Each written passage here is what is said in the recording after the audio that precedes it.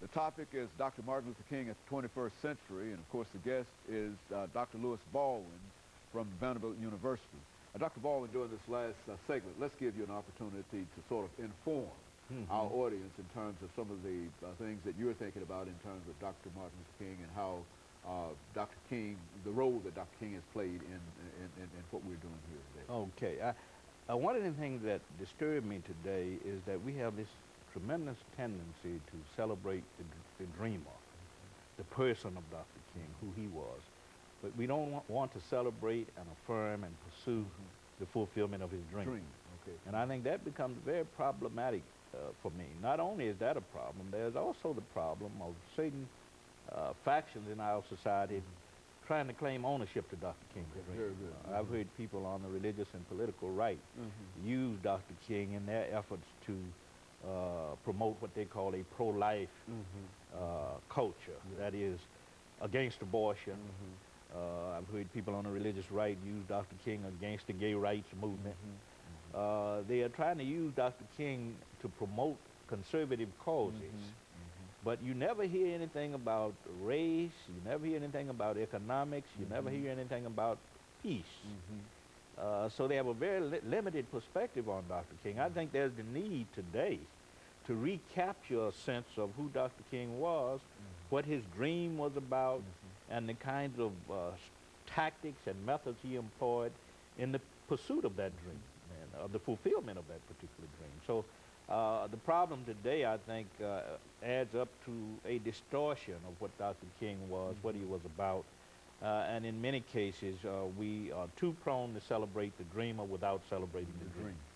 You know, Dr. Baldwin, what we always try to do is to have our guests to say something that would be beneficial to the young people, because of course not only would it be beneficial to the young people but older people as well.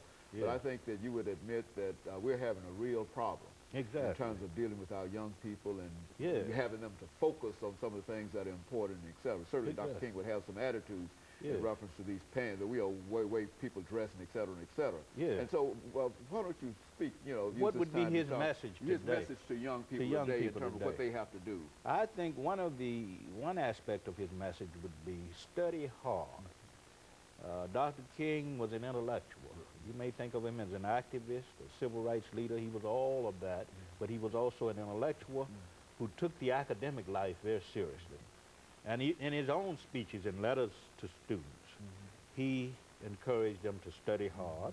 That's one thing he encouraged them to do. Secondly, to avoid too much obsession with materialistic values. Very good. Because our young people are concerned about materialism. The price of clothes, the price of our sneakers, expensive clothes, expensive jewelry, that kind of thing. Dr. King was not about that. He said that materialism shouldn't be very important in our lives. We all have things, we all want to own things, but spiritual values are much more important. Moral values are much more important. We have to learn how to live in relationship to our fellow men and women.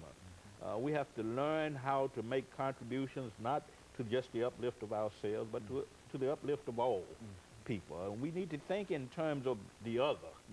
Dr. King often said that the first law of life is not self-preservation, it's other preservation.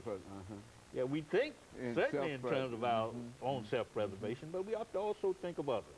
And I think that's very important. I think if he was alive today, he would focus on the need for education, the need to avoid too much of an emphasis on materialism, and the need to embrace spiritual and moral values. And what about violence? I mean, what would violence, I think that his message would be violence is always immoral. And I think he would say that on an interpersonal level, violence is wrong. In intergroup relations, violence is wrong. And in international relations, violence is wrong. You can't create a culture of life and a culture of peace through violence and human destruction. I think that would be his message. You know, Dr. Baldwin, Dr. King has had such a tremendous impact upon not only our generation, but upon other generations. And I think what you're indicating now is that that impact will probably continue on into the 21st century, primarily because there's something that Dr. King stood for. Is that what we're saying? Yes, yes. We're saying that there is a certain timelessness about his teachings and about the kinds of issues he raised. Unfortunately, the extent to which he will continue to live in our culture will depend a lot on what we do in our churches and what we do in our schools. Okay. Unfortunately, little attention is given to Dr. King in our schools, and little attention is given to him in our churches.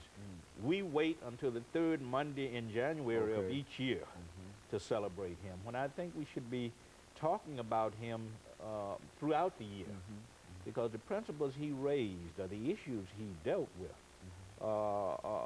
what we should be about today in terms of making the quality of life better for people generally, not just for the rich, not just for those who have means and who have resources, but especially for what Dr. King called the least of these.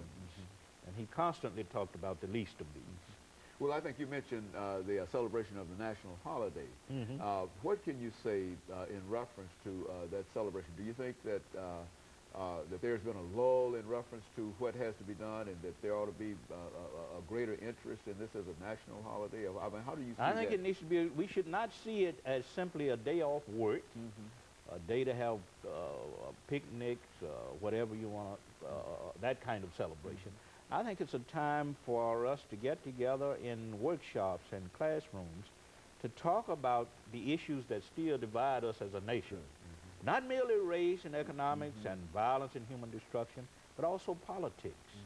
The nation, as you well know, is very divided now, between what some call the red states and others call the blue states, between what some call conservative and others call liberal. Unfortunately, we're a very divided nation, and Dr. King always said that we can't achieve much that way.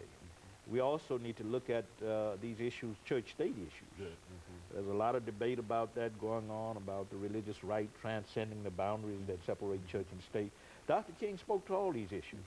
The politics that divide us, the economics that divide us, the race and ethnic boundaries that divide us. And I think he's relevant to all of these issues. So I think instead of holding parades and picnics and just having days off work, we need to devote that day to some type of service to other people, or learning about Dr. King, or learning about how we can address the problems that are part of his unfinished crusade, because his crusade is still unfinished. And so you think our young people can still play a real role in terms of Dr. King. They can deal with some of the issues that they have to deal with today, looking at his philosophy and whatnot. Is that yes, what yes. Violence in our schools has reached epidemic proportions, and I think students can learn from Dr. King. We need to stop looking at Dr. King as some type of gentle, passive figure. He was a radical. Who had a dream, as yes. you said, and I think that's where most people will leave. Yeah, he was a radical. He was a revolutionary for his times, and he's revolutionary for these times, because he was trying to show us a better and a different way of how to relate, how to say no to violence, how to say no to economic injustice, how to say no to racial injustice, how to say no to religious bigotry and intolerance, all of these problems. So I think he's quite relevant, and we need to stop seeing him as this kind, gentle preacher who led demonstrations and wouldn't fight back, and we need to begin to see him as a radical, prophetic figure who challenged us with a prophetic gospel. And I think we put him in the proper perspective when we do that. But would it be correct to say, Dr. Baldwin, over the last minute that we have, that he was really assassinated, killed, because of his dream rather than anything else? Exactly. That what he saw as the possibilities of what could happen, people believe that he ought to be killed because of that. Yeah, because he was a threat. Had he been this kind, gentle, harmless figure that a lot of us like to project, then there would have been no need for him to be assassinated. He was assassinated because he was talking about a radical change, or radical changes in the society. And I think we need to understand that. Well, Dr. Baldwin, we've got about 40 seconds before we end this show for today. And I just want to thank you for bringing by that excellent information, and in a real sense, updated information in reference to what we've been dealing with on Dr. Martin Luther King. Because, Appreciate it. He still, as far as we're concerned, he still is one of those great figures of our century. He was great in the 20th century, and he will be undoubtedly great in the 21st century. And I would imagine that like Lincoln and Roosevelt and other individuals who will have a tremendous impact upon our society, he will always have that impact. Yes. And let me thank you, and let me encourage our audience to tune in again next week for another informative edition of Comments. Thank you, and good morning.